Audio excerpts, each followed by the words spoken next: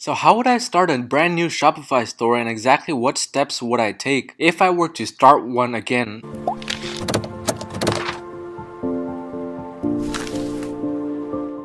What's up everyone, Shri Kanase here, and today we're going to be talking about the steps that I would take if I were to create a brand new Shopify store from scratch. And these are actually very simple and straightforward steps that I would take in every single Shopify store that I start in order to get on the ground and running as soon as possible.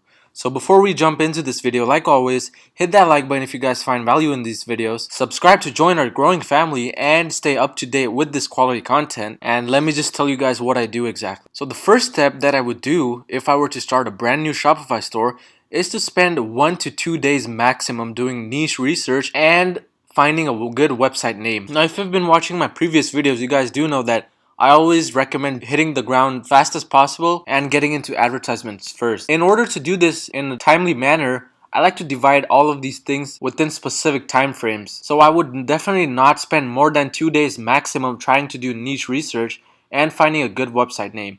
And in order to do this, you want to be researching trends and trying to find passionate niches on AliExpress, or just going through Facebook and seeing what kind of stuff you can find. Again, these two are the main platforms that I use in order to do product research and niche research. So spend 2 days maximum doing these two things, and the next step is spending 1 to 2 days again doing website design or getting specific apps for your Shopify store. The specific apps that I use for each Shopify store are down in the description below. Just download the Shopify startup checklist and you'll find all of the apps that I recommend. And this is also the time when you want to begin contacting IG influencers. Just message as much as you can and as many as you can, because again, not 100% of them will respond. It will take possibly some time for them to get back to you, so you want to do this as soon as possible. So when you're doing website design, you want to start messaging these influencers and trying to set up some advertising posts with them. But again, spend 2 days maximum. So by now you should have spent 4 days maximum doing these two specific things.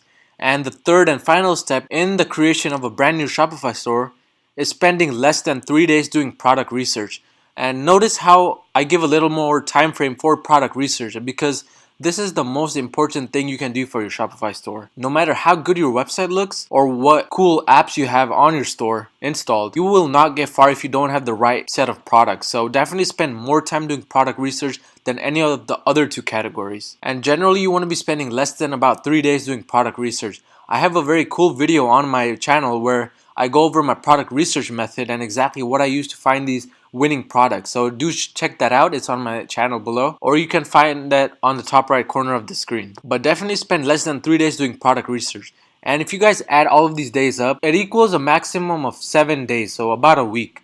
You want to be up and running in less than 7 days. I see a lot of guys taking up to months creating their Shopify store, which is completely irrelevant and it's time wasted. You could have already made a bunch of sales by the end of the month if you had just begun advertising. So the main goal for me is always jumping into advertising as fast as you can. So you want to be up and running in less than a week, and you want to focus more of your energy and time on advertising, whether it be Instagram influencers or Facebook ads. So this was just a quick video on what I would do if I were to start a brand new Shopify store today, and this can be a very helpful guideline for you guys in order to spend a good amount of time doing each of these things mentioned and have a successful start on your Shopify and e-commerce journey.